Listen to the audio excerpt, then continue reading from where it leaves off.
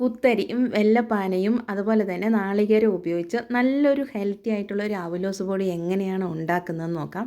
നല്ല ടേസ്റ്റിയാണ്, എല്ലാവർക്കും ഇഷ്ടപ്പെടും.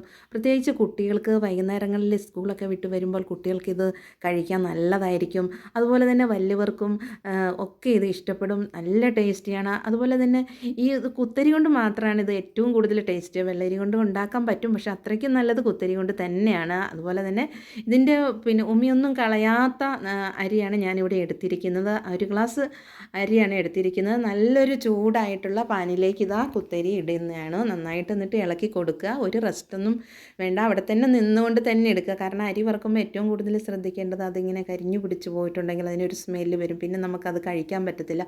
അതുകൊണ്ട് തന്നെ നന്നായിട്ട് ഇളക്കുക. ഇളക്കി ഒരുവിധം നന്നായിട്ട് ഇളക്കി വന്നിട്ട് ഒരുപാടങ്ങ് എല്ലാം അങ്ങ് പൊട്ടണ്ട, ഒരു വിധം അങ്ങ് പൊട്ടിയ കഴിഞ്ഞാൽ ഫാൻ ഓഫാക്കുക. അത് കണ്ടോ, നല്ല ടേസ്റ്റിയാണ് ഇത് ഉണ്ടാക്കുന്നത്. പക്ഷേ ഈ അരി വറുക്കുന്നത് മാത്രമേ ഉള്ളൂ ഇത്തിരി പ്രയാസം, ബാക്കി എല്ലാം രസമാണ്. ഈ ഒരു സമയത്തിൽ ഞാൻ തേങ്ങയൊക്കെ റെഡിയാക്കി ചിരകി വെച്ചിട്ടുണ്ട്. എന്നാലും നല്ല ടേസ്റ്റാണ്. ഇതിലേക്ക് നമ്മൾ ഇടുന്നത് ഏലക്കയും പൊളിച്ച് വെച്ചിട്ടുണ്ട്.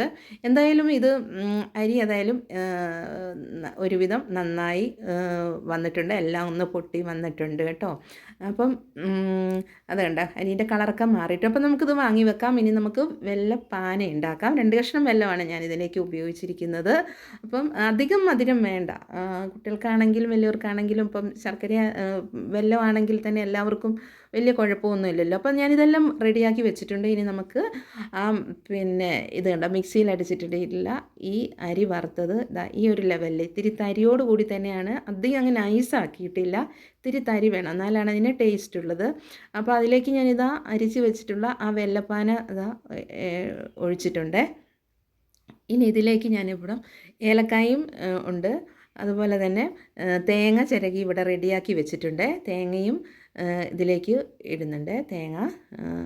ഒരു തേങ്ങ മുറി ഫുള്ളും ഉപയോഗിച്ചിട്ടുണ്ട്, കാരണം ഇച്ചിരി ടേസ്റ്റൊക്കെ. അതുപോലെ തന്നെ ഇതിലേക്ക് ഏലക്കായയും കുറച്ചിട്ടിട്ടുണ്ട്, ഒരു സ്മെല്ലിന് വേണ്ടി, അധികം ആകാൻ പാടില്ല. എന്നിട്ട് നമ്മളിത് നന്നായിട്ടൊന്ന് കുറച്ച് നേരം ഒന്ന് റെസ്റ്റ് എടുക്കട്ടെ. അത് കഴിഞ്ഞിട്ട് കുറച്ചൊരു മുന്തിരിങ്ങ ഇട്ടിട്ടുണ്ട് കേട്ടോ, കറുത്ത മുന്തിരിയാണുള്ളത്. ഇതിന് നന്നായിട്ടൊന്ന് ഇളക്കി കൊടുക്കുക.